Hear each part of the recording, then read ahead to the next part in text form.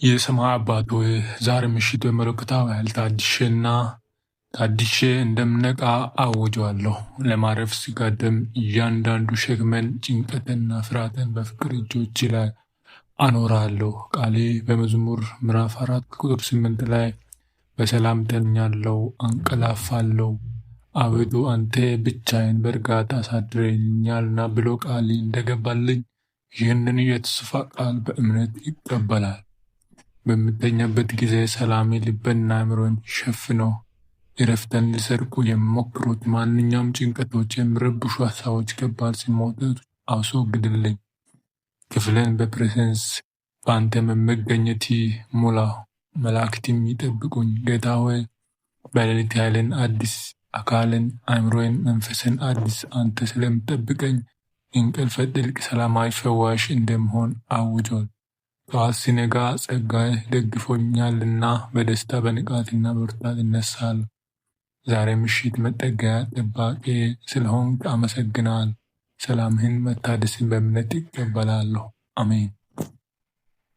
ሁሉን የምትችል አምላክ ሆይ ስነቃ መንፈስ ታድሼ እንደምነቃ አውጇለሁ። በኢሳይያስ ምዕራፍ 40 ከቁጥር 31 ላይ ያለው ቃል እግዚአብሔርን በመተማመን የሚጠባበቁ ግን ኃይላቸው ያድሳሉ፣ እንደ ንስር ክንፍ ይወጣል ይላልና ዛሬ በተስፋ ቃል ላይ ይቆማል።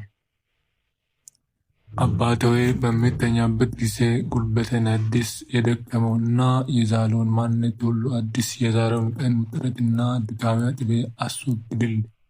ድካምን በብርታት፣ ተስፋ መቁረጥን በተስፋ ለውጦ ሕይወት ሰጪ ኃይል በሰውነት ውስጥ ይፍሰስ። እያንዳንዱ ሕዋስንና ሐሳብን የአዲሱ ዓላማ ጥበብና ጸጋ ለሞላበት አዲስ ቀን አዘጋጅኝ። ጠዋት ሲነሳ ልቤ በምስጋናና በተስፋ ይሙላ፣ አእምሮዬ ንቁ፣ መንፈስም ጠንካራ፣ እምነትም የማይናወጥ ይሁን። ነገ የሚጀምረው በፍርሃት ወይም በድካም ሳይሆን በአንተ በሚገኝ ብርታት እንደሆን አውጃለሁ። ስላደስከኝ፣ ስላበረታኝና ለአዲሱ ቀን በረከቶች ስላዘጋጀኝ አመሰግናለሁ። ቸር አባት ሆይ ዛሬ ምሽት እያንዳንዱ ጭንቀትና ከባድ ሀሳብ ለአንተ አሳልፌ እሰጣለሁ።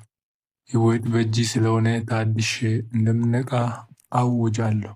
ቃል በፊልጵስዩስ ምዕራፍ 4 ቁጥር 6-7 ላይ በነገር ሁሉ በጸሎትና በምልጃ ከምስጋና ጋር ልመናችሁን በእግዚአብሔር ፊት አስታውቁ እንጂ በአንዳች አትጨነቁ። አእምሮንም ሁሉ የሚያልፍ የእግዚአብሔር ሰላም ልባችሁንና ሀሳባችሁን በክርስቶስ ኢየሱስ ይጠበቃልና።